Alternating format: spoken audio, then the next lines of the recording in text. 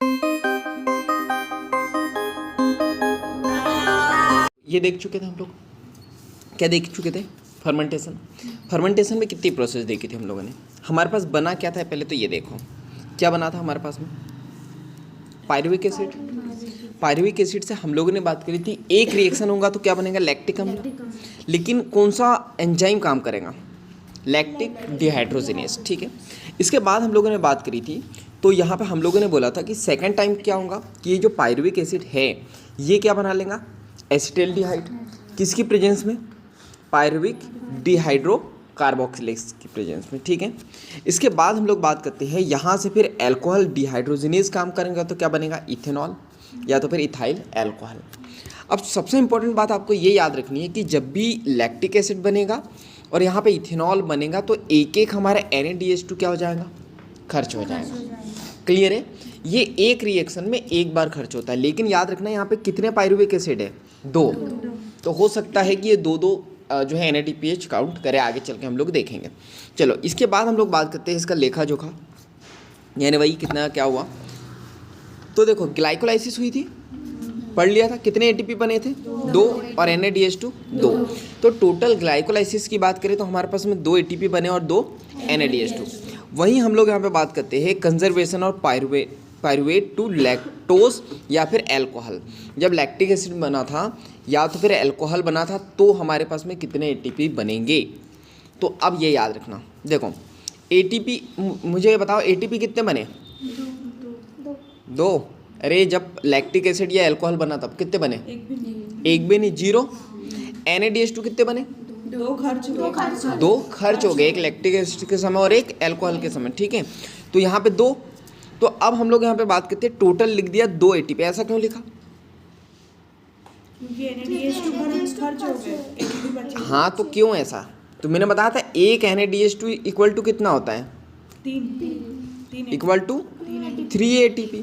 तो अगर कितने 6 मतलब 2 बने खर्च हुए तो कितने ATP हो गए? 6 ATP हो गए। क्लियर है? ग्लाइकोलाइसिस में कितने जो है आपके पास ATP बनते हैं? 8। 8 में से 6 गए, कितने बचे? 2। क्लियर है? ऊपर जाके देख लेना, ग्लाइकोलाइसिस में बनते हैं 8 ATP। क्लियर है? जिसमें से यहाँ पे 6 क्या हो गए? खर्च हो गए। तो ये याद रखना है कि जब भी यहाँ पे अनाक्सी शोषण होगा, ग्लाइकोलाइसिस का अनाक्सी शोषण होगा तो कौन सी प्रोसेस होंगी? फर्मेंटेशन वाली। और अगर फर्मेंटेशन वाली होंगी तो लास्ट में आपको ATP कितने मिलेंगे? मात्र 2 ATP। क्यों? क्योंकि यहाँ पे ये सब करने में क्या हो गए? खर्च हो गए। इसलिए जैसे मैं बात करूँ, कल ही मैंने बात करी थी, कोई भी जो है मंदिर वगैरह पे जाता है उसके पैर में गोले आ जाते हैं। क्या भरा जाता है? लैक्टिक अम्ल। अगर लैक्टिक अम्ल भरा जाता है तो वो इंसान बहुत एनर्जेटिक रहता है या थका थका सा रहता है? क्यों? क्योंकि जो खाया था वो एनर्जी तो जो है बर्न हो गई, नष्ट हो गई। वो थोड़ा बहुत ATP बचा है वो सड़ने के बाद में, एक तो ये लैक्टिक एसिड या तो थकान की वजह से, या तो कई बार आपने सुना होगा कि खाना पेट में सड़ने लगता है। तो अगर खाना पेट में सड़ेगा भी तो वो ATP में कन्वर्ट नहीं होगा। क्लियर है यहाँ तक है? तो आपको ये याद रखना है कि जब भी फर्मेंटेशन होगा या तो अनाक्सी शोषण होगा तो लास्ट में कितने ATP मिलेंगे? मात्र 2 ATP। क्लियर है? चलो नेक्स्ट देखते हैं। इसके बाद हम लोग बात करते हैं यहाँ पे ऑक्सीशोषण की बात कर रहे हैं हम लोग, एरोबिक रेस्पिरेशन की। तो हम लोग यहाँ पे बात करते हैं, ये तो आपको पहले ही पता है, 2 NADH2 equal to 6 ATP। Clear है? चलो आगे हम लोग बात करते हैं। तो पायरुविक अम्ल का ऑक्सीडेटिव डीकार्बोक्सिलेशन अथवा एसिटाइल कोएंजाइम A की प्रेजेंस में काम करता है। ठीक है, इसके बाद हम लोग यहाँ पे बात कर लेते हैं, एसिटाइल कोएंजाइम का निर्माण की बात कर रहे हैं यहाँ पे। 1 मिनट, यहाँ पे जिसको हम लोग कह रहे हैं oxidative decarboxylation of pyruvic acid या फिर फॉर्मेंटेशन ऑफ एसिटाइल कोएंजाइम, इसी को हम लोग कहते हैं लिंक रिएक्शन। याद रखना है, कई बार क्वेश्चन आएगा कि लिंक रिएक्शन में क्या होता है, तो इसी को लिंक रिएक्शन कहते हैं। या तो इसी को हम लोग क्या कहते हैं? गेटवे रिएक्शन, या तो इसी को हम लोग क्या कहते हैं? Transitional reaction. क्लियर है यहाँ तक के? चलो इसके बाद हम लोग यहाँ पे बात करते हैं नेक्स्ट। तो यहाँ पे आपको याद रखना है कि क्या बना था? Pyruvic acid. देखो प्रोसेस वहीं से स्टार्ट हो रही है, ग्लाइकोलाइसिस से एक बार वो आपने क्या देखा? अनाक्सी शोषण। अब क्या देख रहे हैं? ऑक्सीशोषण। कि ग्लाइकोलाइसिस जब होगा और आपको क्या मिलेगा? Pyruvic acid. तो अब इसका होगा क्या, अगर ऑक्सीजन की प्रेजेंस रही तो क्या होगा, तो हम लोग यहाँ पे बात करते हैं, लिखा है कि कोशिका द्रव्य में पायरुविक एसिड बना और वो परिवहन किस में हो गया, पायरुविक एसिड में। क्लियर है। कहाँ पे होता है, माइटोकॉन्ड्रिया के मैट्रिक्स में। मतलब ये ग्लाइकोलाइसिस नहीं, मतलब ये जो पायरुविक एसिड ये आया कहाँ है, माइटोकॉन्ड्रिया के मैट्रिक्स में। वो मैंने इंट्रोडक्शन में बताया था कि लाइट रिएक्शन होंगी और लाइट रिएक्शन से फिर ग्लाइकोलाइसिस कहाँ होंगी, कोशिका द्रव्य में। और कोशिका द्रव्य से जो भी बनेगा वो कहाँ जाएगा, माइटोकॉन्ड्रिया में। तो माइटोकॉन्ड्रिया के मैट्रिक्स में आ गया। तो ये याद रखना, क्वेश्चन आएगा लिंक रिएक्शन कहाँ होती है, तो आपको याद रखना लिंक रिएक्शन कहाँ होती है, माइटोकॉन्ड्रिया के मैट्रिक्स में। ठीक है, आपके उसमें 2 पायरुविक एसिड आ गए और मैंने पहले कहा था एनसीईआरटी में सिंगल सिंगल दिया है, ठीक है, तो कंफ्यूज मत होना, ठीक है।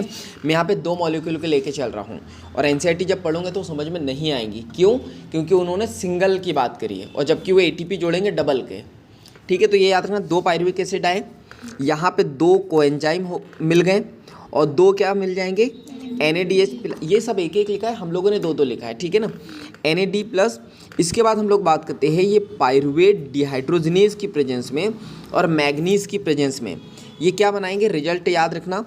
2 आपके पास में क्या मिल जाएंगे, एसिटाल्डिहाइड कोएंजाइम, ठीक है, और 2 आपके क्या निकल जाएंगे, CO2, और 2 निकल जाएंगे आपके NADH2, ठीक है, वो लास्ट में H+ लिखा है, ठीक है, तो उसको NADH2 लिख सकते हैं हम लोग। तो ये हमको क्या मिल जाएगा, 2 NADH2। क्लियर है यहाँ तक के। इसके बाद आपको याद रखना है, ये आउट ऑफ एनसीईआरटी है, याद रखना चाहो तो रख सकते हो कि यहाँ पे पायरुवेट डिहाइड्रोजनेज के अलावा जो है यहाँ पे आपको 3 कोएंजाइम मदद करेंगे और 6 जो है कोफैक्टर यानी कि 6 सहकारक। तो यहाँ पे क्या है, pyruvic acid decarboxylase, dihydrolipoyl transacetylase और डाईहाइड्रो लिपोइल डिहाइड्रोजनेज। ये याद नहीं रखोगे तो चलेगा, मत याद रखना, ठीक है, आउट ऑफ एनसीईआरटी है, बस ये याद रखना। क्या याद रखोगे, पायरुवेट डिहाइड्रोजनेज, जो मैंने रिएक्शन में बताया। 6 एंजाइम, ये 6 को एंजाइम दिए हैं, सिर्फ जनरली पढ़ लेना, सिर्फ मैग्नीजी याद रखना, यही आएगा एग्जाम में। क्लियर है यहाँ तक है। चलो इसके बाद हम लोग यहाँ पे बात करते हैं, ये समझ में आ गया। तो हम लोग अगर कैलकुलेशन तो यहाँ पे किया नहीं है, लेकिन ये याद रखना है कि यहाँ पे अगर एटीपी जोड़ेंगे हम लोग, अभी आज जोड़ेंगे, तो लिंक रिएक्शन में कैसे एटीपी जोड़ेंगे, ग्लाइकोलाइसिस में कितने एटीपी बने थे, 8 प्लस अगर मैं लिंक रिएक्शन की बात करूँ तो लास्ट में क्या मिला आपको, कितने, 2। याद रखना NADH2 आपको मिल गए। याद रखना कि जब अनाक्सी शोषण हुआ था तो ये 2 खर्च हो गए थे, अब ये बने हैं, तो जब भी एटीपी का काउंट करेंगे हम लोग 2 NADH2 और 8 एटीपी को जोड़ के करेंगे कि कितना मिलता है लिंक रिएक्शन में। क्लियर है। चलो नेक्स्ट देखते हैं हम लोग। तो अब सबसे इम्पोर्टेंट, इसको हम लोग कहते हैं सिट्रिक एसिड साइकिल या क्रेब्स साइकिल, नाम तो सुना होगा आपने। क्लियर है। क्रेब्स साइकिल या सिट्रिक एसिड साइकिल कहते हैं। इसकी खोज हैंस क्रेब्स ने की थी, इसलिए इसको कहते हैं, या तो इसको कहते हैं ट्राई कार्बोक्सिलेज अम्ल चक्र। क्लियर है यहाँ तक के। चलो तो हम लोग बात करते हैं, सभी क्रियाएं ऑक्सीजन की उपस्थिति में होंगी, क्योंकि अब ये माइटोकॉन्ड्रिया में आ गया है। माइटोकॉन्ड्रिया जो है श्वसन का कार्य करता है, तो यहाँ पे ऑक्सीजन की प्रेजेंस में ही करेगा। माइटोकॉन्ड्रिया के मैट्रिक्स में होंगी ये प्रोसेस, ठीक है। इसके बाद हम लोग यहाँ पे बात करते हैं, इस प्रोसेस को क्या कहते हैं, क्रेब्स साइकिल। तो हम लोग यहाँ पे बात करते हैं, एसिटाइल कोएंजाइम मिल गया था क्या, ठीक है। एसिटाइल कोएंजाइम यहाँ पे ग्लाइकोलाइसिस के द्वारा जो है कार्बोक्सिलेशन होगा। सो ऐसा नहीं होगा, 1 मिनट, ऐसा होगा ये। सो 1 मिनट, देखो, एक हम लोग बात करते हैं, हम खाना खाते हैं तो क्या क्या मिलता है, कार्बोहाइड्रेट, फैट और प्रोटीन। तो हम लोग यहाँ पे बात करते हैं, जब खाना खाएंगे तो कार्बोहाइड्रेट आएगा, तो कार्बोहाइड्रेट का ग्लाइकोलाइसिस हो जाएगा और वो बदल जाएगा कोएंजाइम में, जो अभी अपन ने लिंक रिएक्शन में पढ़ा, ठीक है। और कोएंजाइम कहाँ आ जाएगा, क्रेब्स साइकिल में। फैट का होगा बीटा ऑक्सीडेशन और वो कहाँ जाएगा, क्रेब्स साइकिल में। प्रोटीन का डीएमिनेशन होगा और वो भी कहाँ जाएगा, क्रेब्स साइकिल में। तो पूरी एनर्जी हमको यहीं से मिलेंगी। अब यहाँ पे मैंने ये बताया आपको कि ये कैसे कैसे काम करता है। तो देखो, ये फैट है, फैट किस में बदलेगा, एसिटो एस्टाइल कोएंजाइम में, ठीक है। Beta oxidation and oxidative decarboxylation की प्रेजेंस में ये क्या बन जाएगा, किस में कन्वर्ट हो जाएगा, एस्टाइल कोएंजाइम ए में। इसके बाद ग्लूकोज की, ये तो डिटेल में पढ़ ही चुके हैं, ग्लूकोज का ग्लाइकोलाइसिस होगा, किस में बदलेगा, पायरुविक एसिड में, पायरुविक एसिड में बदलेगा। और अपन ने लिंक रिएक्शन पढ़ लिया, यहाँ पे NADH2 का निर्माण हुआ है, अभी पढ़ा अपन ने। और क्या भी आया, कोएंजाइम भी मिला है, क्लियर है। और ये किस में बदल जाएगा, एसिटाइल कोएंजाइम A में, ठीक है। इसके बाद प्रोटीन की बात करते हैं। प्रोटीन आपको पता ही है किससे बनता है, एमिनो एसिड से। तो प्रोटीन टूटेगा एमिनो एसिड्स में, फिर इसका डीएमिनेशन होगा और फिर ये किस में बदल जाएगा, एसिटाइल कोएंजाइम A में। तो यानी चाहे आप प्रोटीन की बात करें, ग्लूकोज की बात करें, फैट की बात करें, ये लास्ट रिजल्ट क्या आएगा, किस में परिवर्तित हो जाएगा, एसिटाइल कोएंजाइम A में, क्लियर है। तो ये याद रखना कि ये जो क्रेब्स साइकिल है इसमें कौन एंट्री करता है, एसिटाइल कोएंजाइम A, क्लियर है। तो अब ये चले जाएगा यहाँ पे, तो इसको देखते हैं कि जाने पे क्या होगा। तो हम लोग बात करते हैं जैसे ही आएगा, तो मोस्ट इंपॉर्टेंट याद रखना है, जैसे ही ये इंटर करेगा तो यहाँ पे कौन सा एंजाइम काम करेगा, सिट्रेट सिंथेटेज, क्लियर है। और यहाँ पे साथ में और कौन काम करेगा, याद रखना H2O अंदर आएगा और एसिटाइल कोएंजाइम बाहर जाएगा, क्लियर है। जैसे ही सिट्रेट सिंथेटेज काम करेगा, यहाँ पे क्या बन जाएगा, सिट्रिक एसिड। और ये फर्स्ट प्रोडक्ट होता है, इसलिए इसको सिट्रिक एसिड साइकिल भी कहते हैं, क्लियर है। सिट्रिक एसिड बनेगा, यहाँ से वाटर निकलेगा और जो है एक्यूनिटेज एंजाइम काम करेगा, किसके प्रेजेंस में, Fe2 यानी आयरन, क्लियर है। यहाँ पे क्या बन जाएगा, सिस एक्यूनिटिक एसिड, ठीक है। फिर काम करेगा एक्यूनिटेज, वही आयरन के प्रेजेंस में, तो आइसोसिट्रिक एसिड। इसके बाद हम लोग बात करते हैं, ये इसी के नाम पे एंजाइम है, आइसोसिट्रेट डिहाइड्रोजिनेज। तो जैसे ही डिहाइड्रोजिनेज काम करेंगे, देखो नाम से समझ जाया करो, डिहाइड्रोजिनेज, हाइड्रोजिनेज यानी कि हाइड्रोजन की बात की जा रही है, यानी कि ये जो NADH2, ये 1 मिनट, ये जो NAD है इससे जो हाइड्रोजन रिलीज होगा और कहाँ पहुँचेगा, NADH2 में, यानी कि एनर्जी बनेगी, क्लियर है। तो यहाँ पे एक एनर्जी मिल गई आपको, किस रूप में, NADH2 के रूप में। इसके बाद बात करते हैं ऑक्जेलोसक्सिनिक एसिड बनेगा। ऑक्जेलोसक्सिनिक एसिड का फिर क्या होगा, डी कार्बोक्सिलेशन, कार्बोक्सिलेशन, यानी जब भी एंजाइम आएगा क्या बाहर निकलेगा, CO2, क्लियर है यहाँ तक के।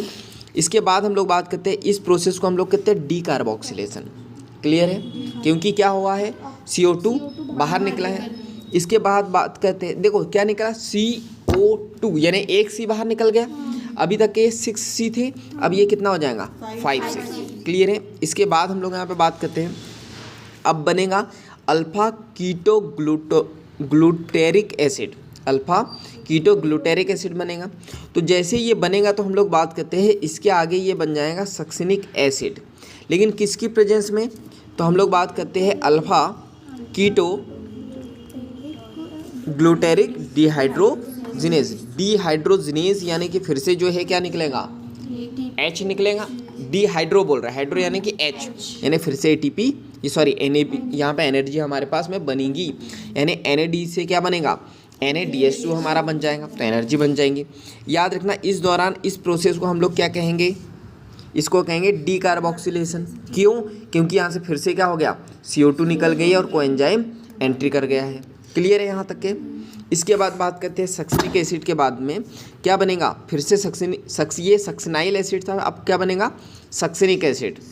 और ये याद रखना जब जब CO2 बाहर निकलेगा एक मतलब एक कार्बन क्या होते चले जाएगा, कम होते चलेगा, अब ये 4 कार्बन वाले हो जाएंगे। तो अब ये याद रखना, यहाँ पे हम लोगों ने बात करी कि सक्सिनाइल एसिड से क्या बनेगा, सक्सिनिक एसिड। तो इस दौरान क्या होगा, याद रखना ये H2O से क्या बनेगा, कोएंजाइम, कौन से एंजाइम के प्रेजेंस में, सक्सिनेज थायोकाइनेज के प्रेजेंस में, जो ब्लू पेन से लिखा है, ठीक है, हरे कलर से, सॉरी। इसके बाद हम लोग यहाँ पे बात करते हैं, तो होगा क्या यहाँ पे, ये जो GDP है, ठीक है, क्या है, GDP से क्या बनेगा, GTP, क्लियर है। और GTP से प्लस क्या बनेगा, ADP। और आपको पता है कि ये अभी तो ADP बना, और ADP आगे चल के क्या बना सकता है, ATP बना सकता है। जैसे मैं बात करूं, आपको अगर कोई गेहूं दे दे तो क्या रोटी बना सकते हो, वैसे आपको ADP मिल गया है तो वो आगे चल के जो ATP में कन्वर्ट हो जाएगा। इसके बाद हम लोग यहाँ पे बात करते हैं नेक्स्ट, तो यहाँ पे सक्सिनिक एसिड के बाद में यहाँ पे सक्सिनेज डिहाइड्रोजिनेज की प्रेजेंस में, जब मैंने बोला याद रखना एंजाइम से आपको समझ में आना चाहिए, डिहाइड्रोजिनेज यानी फिर एक H डोनेट होगा, मतलब कि बाहर जाएगा, तो ये FAD से क्या मिल जाएगा, FADH2। ये भी एनर्जी का सोर्स होता है जो आपको सिर्फ और सिर्फ यहीं देखने को मिलेगा क्रेब्स साइकिल में। तो क्या मिलेगा आपको, FADH2 क्या बना, फ्यूमरिक एसिड बना। ठीक है, फ्यूमरिक एसिड की बात करें, फ्यूमरिक एसिड के बाद में फ्यूमरेज की प्रेजेंस में क्या बन जाएगा, ये मैलिक एसिड बन जाएंगे। ठीक है, मैलिक एसिड जैसे ही बनेगा तो हम लोग यहाँ पे बात करते हैं मैलिक डिहाइड्रोजिनेज अब काम करेगा, और जब भी मैं बोलता हूँ डिहाइड्रोजिनेज आएगा यानी एनर्जी कन्वर्ट होंगी। तो NAD से क्या बनेगा, NADH2, और यहाँ से फिर बन जाएगा आपका ऑक्जेलो एसिटिक एसिड। ये प्रथम सदस्य है, ये याद रखना। ये जो है जो क्रेब्स साइकिल है इसका एक प्रथम सदस्य होता है, कौन सा, ऑक्जेलो एसिटिक एसिड। ये पहले भी पढ़ चुका था, OA क्लियर है। तो ये फर्स्ट सदस्य है, और यहाँ पे फर्स्ट प्रोडक्ट कौन सा है, लेकिन सिट्रिक एसिड। तो ये पूरा साइकिल यहाँ पे कंप्लीट होता है। क्लियर है यहाँ तक के, इसमें कोई डाउट है क्या, समझ में आ गया सबको। इसके बाद ये देखो, मैंने इससे पहले भी इंट्रोडक्शन बताया था, देखो जहाँ जहाँ पे एनर्जी बनी वो याद रखना। NADH2 बना ये ऑक्जेलो सक्सिनिक एसिड से, फिर यहाँ पे अल्फा कीटो ग्लूटेरिक एसिड से फिर बना NADH2, फिर GDP और ADP बना, फिर FADH2 और फिर NADH2। तो ये जितने भी बने हैं ये ATP के रूप में तो मिले नहीं हमको, सब अलग अलग रूप में मिले, लेकिन हमको एनर्जी किस रूप में चाहिए, तो ये सब जाएंगे इलेक्ट्रॉन ट्रांसपोर्ट सिस्टम में, जो हम लोग आगे पढ़ेंगे, और वहाँ से फिर हमको ATP मिलेंगे। क्लियर है यहाँ तक के। इसके बाद हम लोग बात करते हैं, इसको हम लोग क्या कहते हैं, तो इसको हम लोग कहते हैं सबस्ट्रेट लेवल फॉस्फोराइलेशन। क्लियर है, यानी ये जो ATP कन्वर्ट होंगी यहाँ पे, तो इसको हम लोग क्या कहेंगे, सबस्ट्रेट लेवल फॉस्फोराइलेशन। क्लियर है यहाँ तक के। चलो इसके बाद अब हम लोग मेन बात करते हैं कि ATP कितने मिले, कितने खर्च हुए, वो सारी चीज़ें। अब ये पूरा हम लोग बात कर रहे हैं, तो यहाँ से हम लोग बात करते हैं लिंक रिएक्शन एक थी हमारे पास में। ठीक है, तो लिंक रिएक्शन हम लोग यहाँ देखो क्या हुआ, तो हम लोग ये NCERT की लिख रहा हूँ और ये अदर लिख रहा हूँ। ठीक है, NCERT में जो दिया वो भी लिख रहा हूँ और जो मैंने बनाई है वो भी लिख रहा हूँ। पायरुविक एसिड आया, ठीक है, पायरुविक एसिड जैसे ही आया तो हम लोग यहाँ पे बात करते हैं हमको क्या क्या मिला। ठीक है, तो 4 NADH2, 4 NAD, एक FAD plus H2O plus ADP plus IP, ये माइटोकॉन्ड्रिया के अधात्री में गए यानी मैट्रिक्स में। 3 CO2 निकलेंगे, 4 NADH2 निकलेंगे, 4 H प्लस निकल जाएंगे, आपका FADH2 निकल जाएगा प्लस ATP। क्लियर है यहाँ तक के, ये बताया गया है NCERT ने। ठीक है, अब हम लोग यहाँ पे बात करते हैं कि यहाँ क्या होगा, तो हम लोग ये देख लेते हैं कि एस्टाइल कोएंजाइम आया। ठीक है, एस्टाइल कोएंजाइम यहाँ देखो ये आया। अब यहाँ हम लोग बात करते हैं ये एस्टाइल कोएंजाइम जैसे आया तो हम बोल रहे हैं कि हमको 2 वाटर के मॉलिक्यूल मिल जाएंगे, 3 NADH, मतलब ये खर्च हो रहा है उसकी बात कर रहे हैं। देखो ये साइकिल में देखो 3 हुए क्या, तो ये 1, ये 2 और ये 3। ठीक है, FADH2 की बात कर रहे थे, ये तो एक ही हुआ है। क्लियर है, तो ये ऐसे होगा। ठीक है ना, चलो इसको ऐसा रखता हूँ तो समझ में आएगा। तो यहाँ पे देखो आपका एक एस्टाइल कोएंजाइम आ गया, वाटर का मॉलिक्यूल आ गया, 3 आपके NAD आ गए, 1 आपका FAD आ गया, और ये देखो ये क्या गया था, GDP, ये कहाँ गया, ये गया था, प्लस IP लिखा नहीं है लेकिन जाता है, आपको पता है ना ATP जब भी वो होता है, ये गया। तो अब रिजल्ट देख लेते हैं कि आएगा क्या रिजल्ट। देखो आपको 2 कोएंजाइम मिले क्या, कहाँ कहाँ मिले, एक तो यहाँ मिला और एक कहाँ और मिला, हाँ एक यहाँ पे मिला। ठीक है, 2 कोएंजाइम मिल गए आपको, 2 CO2 भी मिले होंगे आपको कहीं ना कहीं, एक तो कहाँ मिला, चलो वो देख लेना, वो इतना इंपॉर्टेंट नहीं है वो। ठीक है, वो देख लेना। इसके बाद सबसे इंपॉर्टेंट एनर्जी की बात करें तो क्या 3 NADH2 निकले हैं क्या, बने हैं, 1, 2 और 1 3 मिल गए। FADH2 कितने बने, 1, इसके बाद GTP कितना मिला? एक। कितना? एक। क्लियर है? समझ में आ गई कि रिएक्शन सभी को? कोई दिक्कत परेशानी, दुख दर्द पीड़ा कष्ट कुछ नहीं है? चलो तो इसका कैलकुलेशन हम लोग कर लेते हैं। देखो तो हम लोग यहाँ पे बात करते हैं नेट गेन कितना हुआ, तो हम लोग यहाँ पे बात करते हैं, यहाँ पे पहले हम लोग इसकी बात कर रहे हैं, किसकी? क्रेब्स साइकिल की। ठीक है, चलो तो हम लोग बात करते हैं NADH2। NADH2 की बात करें तो यहाँ पे एक पायरुवेट एसिटाइल कोएंजाइम, ठीक है। हाँ, एसिटाइल कोएंजाइम जब बना था लिंक रिएक्शन में, तो ये बोल रहे हैं कि एक ATP एक NADH2 यहाँ पे बना। कैसे बना मेरे को नहीं आया समझ,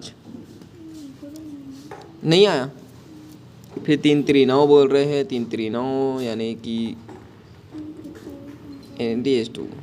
हाँ, छोड़ो इसको, वो 1 पायरुवेट की बात कर रहे हैं। हाँ समझ में आ गया। चलो देखो, एक पायरुवेट की बात कर रहे हैं, पायरुवेट एसिड हमारे पास 2 है, ठीक है, लेकिन एक पायरुवेट की बात करें, एक पायरुवेट जब जाएगा तो कोएंजाइम ये बनेगा।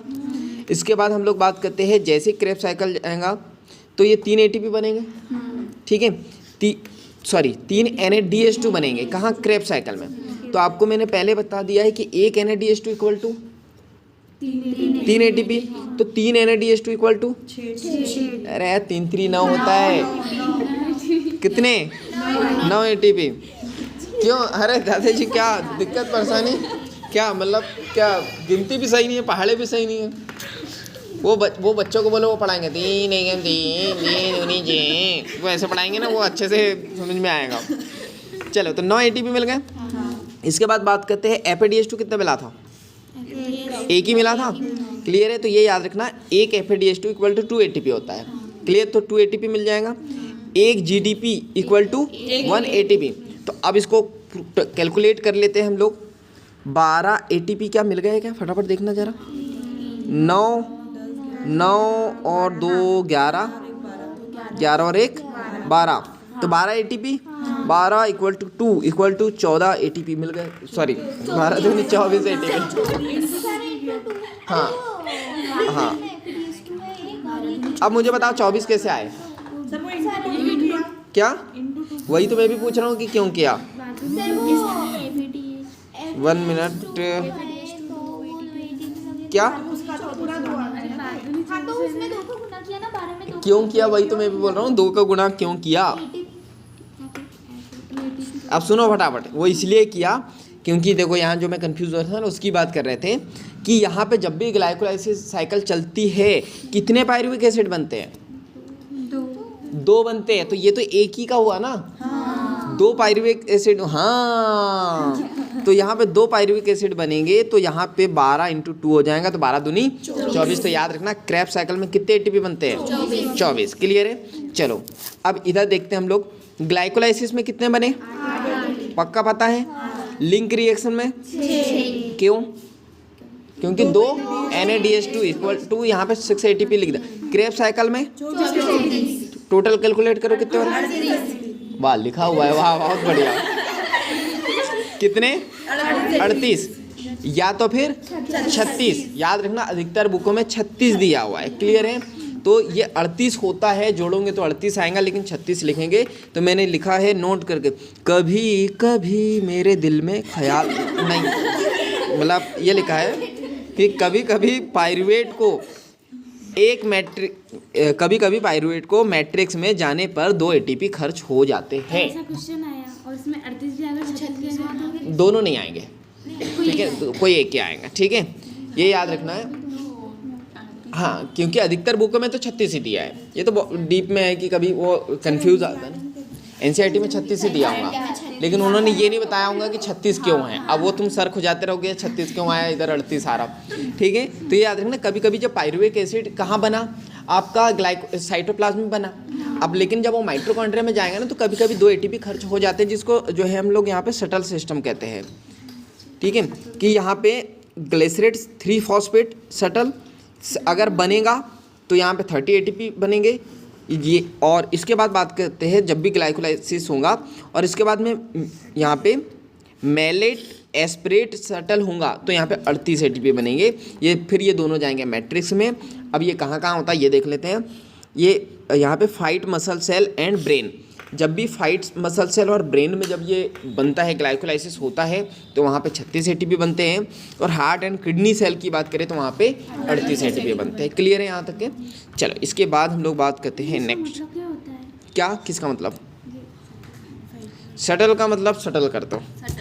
शटल का कोई मतलब नहीं होता है, ठीक है। शटल का मतलब आपने सुना होगा, सेटलमेंट सुना है कि किसी मूवी वगैरह में नहीं सुना, किसी केस का सेटलमेंट कर देना। मूवी नहीं देखते हो तो आप देखो सेटलमेंट, तो फिर मालूम आप इधर जाते हो ना, मतलब मार्केट में आते हो, लड़के लोग देखते होंगे वो छपरी लोग जो वो टपरी पे बैठे रहते हैं, आप उनको देखना। तो वो हाँ, उनके पास कोई भी जाएंगे ना तो बोलेंगे ये वाली प्रॉब्लम होगी, तो बोलेंगे कोई बात नहीं भाई, इसको सेटलमेंट कर देंगे। तो अब आप टपरी पे जाना, टपरी पे जाओगे ना तो समझ में आ जाएगा। चलो नेक्स्ट देखिए हम लोग। नेक्स्ट हम लोग देखते हैं इलेक्ट्रॉन परिवहन तंत्र, यानी कि ऑक्सीकरण फॉस्फोरिलेशन, जिसको कहते हैं इलेक्ट्रॉन ट्रांसपोर्ट सिस्टम ETS, सुना है? एंड ऑक्सीडेटिव फॉस्फोराइलेशन, हाँ वो हाँ सुना था, मैंने लिखा था। हाँ चलो, तो इसमें क्या होता है देखो, यहाँ की बात करें तो ये इनर मेम्ब्रेन, ये आउटर मेम्ब्रेन, ये मैट्रिक्स, ये हाई कॉन्सेंट्रेशन, ये लो कॉन्सेंट्रेशन, यहाँ से इलेक्ट्रॉन आएगा, यहाँ से यहाँ जाएगा, यहाँ से यहाँ, यहाँ से यहाँ, यहाँ से यहाँ, यहाँ से यहाँ, और उसके बाद यहाँ से ATP मिल जाएगा, और इसी को हम लोग इलेक्ट्रॉन ट्रांसपोर्ट सिस्टम कहेंगे, और बहुत सारे ATP बन जाएंगे। तो ये चैप्टर यहाँ पे ख़त्म हुआ। अभी नहीं हुआ? अरे इसके बाद क्या बचा? ये देखो, ये संतुलन बचा है, ये अरे खिचड़ी पकी है क्या? चलो, तो खिचड़ी की बात करें तो इसको सीटी आना बाकी है, तो कल हम लोग इसको सीटी आएंगी तब ये खिचड़ी पक जाएंगी, तो इसको पढ़ेंगे हम लोग नेक्स्ट क्लास में। तो आज के लिए इतना ही।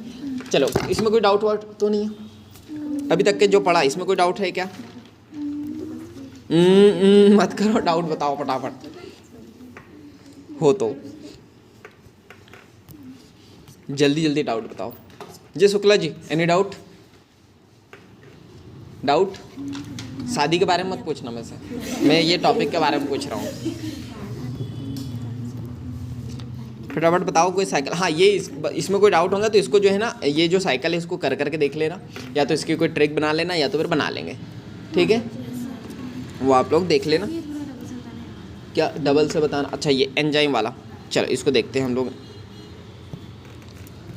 देखो ध्यान से देखना, हम लोग यहाँ पे बात करते हैं, यहाँ पे ये जैसे ये साइकिल की बात कर रहे हैं हम लोग, ये साइकिल होंगी कौन सी? Krebs cycle. तो पायरुविक एसिड जाएगा उसके अंदर, ठीक है? तो जैसे ही जाएगा तो हम लोग यहाँ पे बात करते हैं, यहाँ पे 4 NADH बनेंगे, मतलब खर्च होंगे शुरुआत में, मतलब ये 1 मिनट देखो, इधर देखो, साइकिल की बात करें, ये बोल रहे हैं पायरुविक एसिड आया, ये देखो ये पायरुविक एसिड, ये इंटर कहाँ करेगा? यहाँ इसके अंदर, ठीक है? तो हम लोग यहाँ पे बात करते हैं, ये कोएंजाइम बोला, तो ये देखो ये कोएंजाइम चले गया, ये मतलब ये मैंने बाद में बता रहा हूँ, पहले ये NCERT ने ये इंक्लूड नहीं किया, तो ये देख लेते हैं। ये बोल रहे हैं जैसे ही जाएंगे तो ये 1, 2 और कहाँ गया? ये 3 NAD खर्च होंगे, ठीक है? अच्छा, इन्होंने 4 क्यों लिखे फिर? इन्होंने 4 क्यों लिखे फिर? 1, 2, 4 बराबर कैसे बराबर लिखे? ये देखो सर, ये 1 और ये 2 और ये 3। हाँ, और 4 कहाँ गया? ओ हम ओ हाउ ना 4 कहाँ है? अरे रे, चलो मैं बताता हूँ 4 कहाँ है। ये 3 दिख गए। इसके बाद बात करते हैं लिंक रिएक्शन कहाँ गई? एक ये है, क्लियर है? इन्होंने लिंक रिएक्शन का भी लिया हुआ है, तो इसलिए मैंने यहाँ पे लिंक रिएक्शन लिखा हुआ है। ये लिखा हुआ है इंग्लिश में, include link reaction, link reaction को इंक्लूड करके, क्लियर है? चलो, इसके बाद FAD तो पड़ता ही आपको, 1 2H2O, 1 ADP + IP। Rita ji आप देखना, आपका डाउट है कहीं होगा तो बताना, ये तो हाँ करते चलेंगे। माइटोकॉन्ड्रिया मैट्रिक्स, जी रीता जी पहुँच गए मैट्रिक्स में। अब देखो रिजल्ट क्या आया, 3CO2, कैसे? 2 इधर के 1 उधर का, उधर का यानी क्रेब्स साइकिल में नहीं, लिंक रिएक्शन में। हाँ, रिजल्ट क्या आएगा? 4 NADH2, ठीक है।